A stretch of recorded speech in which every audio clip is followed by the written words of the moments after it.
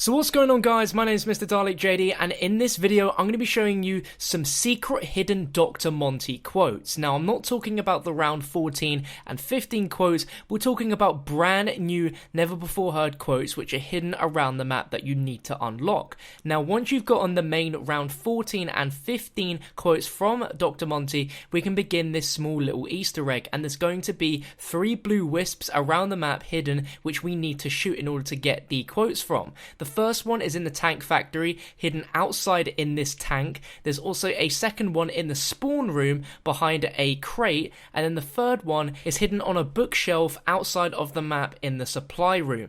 Now, once these quotes are over, he mentions that he wants some one-on-one TLC with each of the characters, and when each character goes down 3 times, they're going to get a different quote from Dr. Monty every time. And in this video, I'm going to be showing you every single hidden Dr. Monty quote. This reveals so much information about Dr. Monty and about how all the different universes within each zombies map works into our Black Ops 3 storyline. We learn he's also omnipotent, which means he has incredible power and influence over the entire thing, and we learn some hidden truths about each character when they go down. Now, at the moment, there is a glitch within GOROD KROVI when you're getting these individual quotes one-on-one, where you go down and instead of hearing one quote, for some reason you'll hear 2 quotes, and there's actually more quotes from Dr. Monty when each character gets to round 50 plus, and I'm not sure if it's 3 additional quotes, but I know there's at least 2 for Nikolai, and there's probably going to be more for each character, so those will be coming very, very soon. I'm going to have to grind my way up to around 50, but here you go, guys. Enjoy all of the quotes of Dr. Monty hidden around the map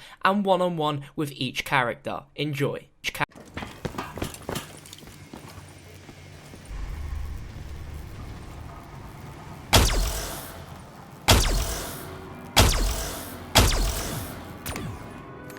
Hello? Testing, testing, test. Do you hear me? Testing, testing.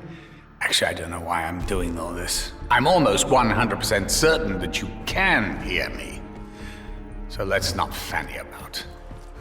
Okay, where best to start? The universe is big, really big.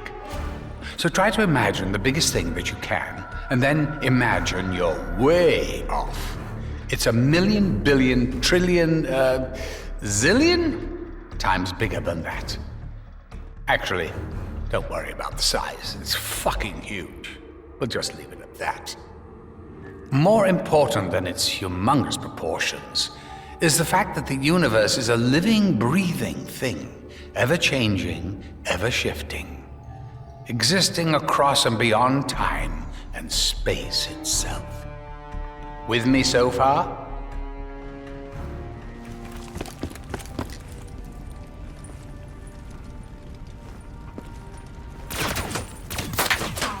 All right, so you've got this universe, this big, changey, already volatile universe, and then you shatter it with a hammer, a metaphorical hammer, and it cracks and splinters into 1,000,000 other universes, all coexisting at exactly the same time. Do you have any idea how difficult that is to keep track of? I may be omnipotent, but I can't be everywhere.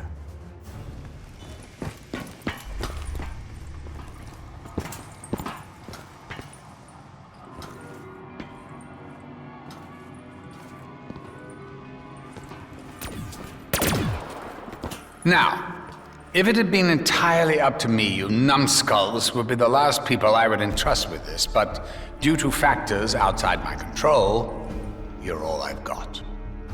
I know there's a lot going on. I know it's a lot to take in, but the universe is deeply unstable right now.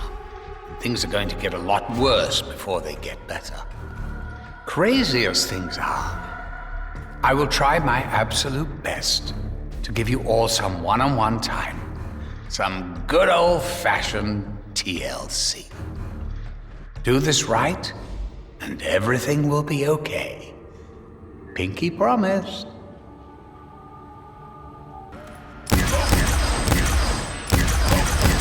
I fear I may have underestimated my enemy. Takeo Masaki. Wow. Those wounds are fresh, aren't they? The bitter sting of betrayal. The absolute collapse of the singular belief that has been the driving force in your life for as long as you can remember. What now, Takeo? What do you do when the metaphorical rug has been pulled out from under your feet? But we rise again. I'll tell you what you do, Takeo. You do what you've always done. You fight. Only difference is that you do it for yourself, not for some misplaced sense of duty or honor. Without help from allies, defeat is near certain. So, besides changes to your own outlook, have you noticed a change in Richthofen? Dempsey? Well, not trying to stir things up, but does it seem to you like the two of them may be scheming between themselves? All right, Tank. I'm going to need you to trust me, okay? You've done really, really well so far, but I honestly think it's going to be easier if I just talk you through some things. Now, let's be honest. You don't really know who you are, do you? You've been bouncing around time and space for years, yelling all sorts of obscenities. And by the way, your language is fucking disgraceful sometimes.